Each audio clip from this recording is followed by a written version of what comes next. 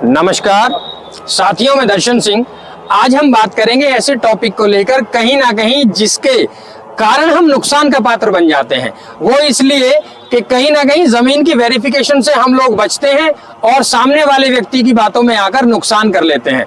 एक ऐसी ही बात हुई हमारे एक सज्जन व्यक्ति से, जिनका ये कहना था कि मैंने एक गांव के बिल्कुल नजदीक में जमीन खरीदी और जब जमीन खरीदी तो मुझे बताया गया कि ये आबादी का हिस्सा है, यानी मैं इस जमीन को एक पुश्तैनी यूज में ले सकता हूं और जब तक मेरा मन चाहे मैं इसे इस्तेमाल कर सकता हूं, क्योंकि ये आबादी की जमीन है। साथ ही साथ जो आबादी की जमीन के सभी नियम है वो इस पर लागू होते हैं। अब कहीं ना कहीं जब मैंने उस जमीन के बारे में वेरिफिकेशन करी तो पता लगा कि ये अधिग्रहण का हिस्सा है। अब मैं बहुत बड़े नुकसान में हूं और इस चीज से मैं उबर नहीं पा रहा हूं। तो आखिर ऐसा क्यों हुआ? साथियों, ऐसा इसलिए होता है कि जब कभी भी कहीं किसी गांव के समीप हम प्रॉपर्टी लेते हैं तो उसकी लोकेशन या उसकी जो आज की स्थिति है, अपने मन को हम ये समझा लेते हैं जब ये गांव के इतने नजदीक है तो ये श्योर ही आबादी का हिस्सा है और उसे अपने मन अनुसार आबादी समझ के खरीद लेते हैं या इन्वेस्टमेंट कर देते हैं या फिर उसे डेवलप करना शुरू कर देते हैं। ऐसा इसलिए होता है कि हम जमीन की वेरिफिकेशन नहीं करते।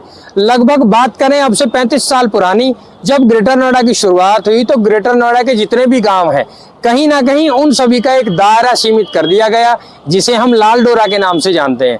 साथियों, हर गांव की आबादी का एरिया निश्चित है और उसके पास जो एरिया लगा हुआ है, जैसे हाल फिलहाल यदि हम बात करें तो ग्रेटर नोएडा किसान कोटा प्लॉट उसी आबादी की जमीन में लगाए जा रहे हैं जो गांव की बिल्कुल टच में है। साथियों, लेकिन इसका बिल्कुल ये मतलब नहीं है कि गांव के टच में होने के बाद वो आबादी है और उसमें अथॉरिटी का कोई इंटरफेयर नहीं रहेगा। आप गांव के लाल डोरा के बाद जो भी प्रॉपर्टी है उसे अधिग्रहण का ही हिस्सा माने और आज नहीं तो कल जैसे ही वहां उस जमीन पर कोई प्लानिंग आएगी, अथॉरिटी उसका अधिग्रहण करके या उस पे जो प्लानिंग आनी है उस पे प्लानिंग को शुरू कर देंगे। तो ऐसा इसलिए होता है कि कहीं ना कहीं हम उस जमीन की वेरिफिकेशन नहीं करते हैं और अपने मन अनुसार ये सोच लेते हैं कि जमीन की लोकेशन ये है तो ये जमीन आबादी में है। अब ऐसा इसलिए होता है कि गांव के लाल डोरा के अंदर यदि हम निवेश करें, जो गांव की एक सीमित आबादी होती है, उसके लिए वेरिफिकेशन के लिए हमें वहां, अगर वो प्रॉपर्टी ग्रेटर नोएडा की है तो ग्रेटर नोएडा अथॉरिटी के द्वारा भी हमें ये पता लग जाएगा कि यहाँ इस गांव की आबादी का दायरा क्या है और यहाँ जो एक्वायरमेंट है वो कहाँ से शुरू होती है।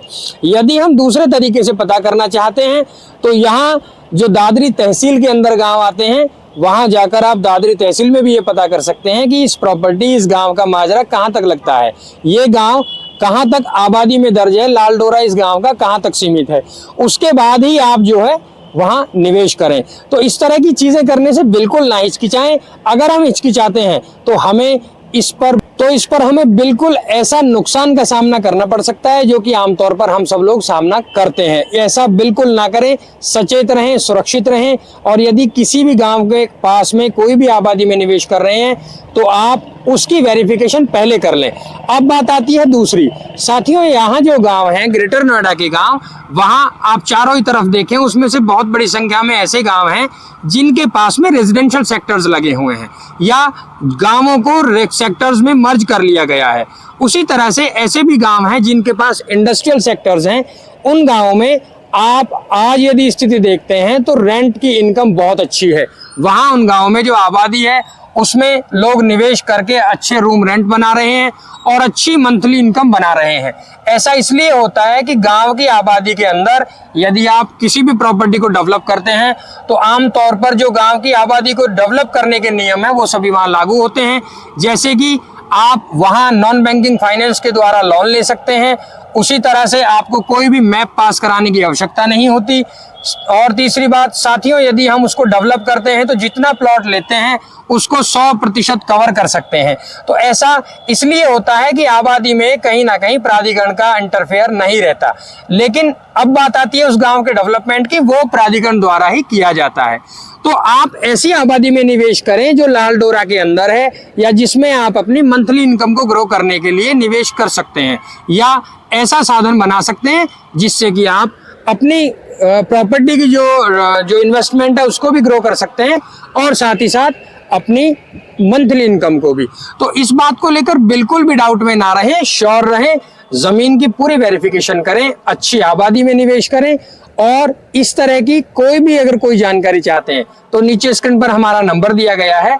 हमारे पास भी आपके लिए ग्रेटर नोएडा में जो गांव हैं, चाहे वो तिलपता चौक के समीप हो या परी चौक के आसपास जो गांव हैं या इंडस्ट्रियल सेक्टर के आसपास जो गांव हैं, जहां जिस लोकेशन पर जिस गांव की आबादी में आपको निवेश करना है, हम प्रयास करेंगे कि बहुत साफ सुथरा और खरा निवेश करने में आपकी मदद कर सके।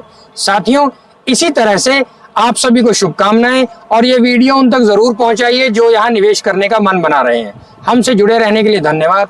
जय हिंद।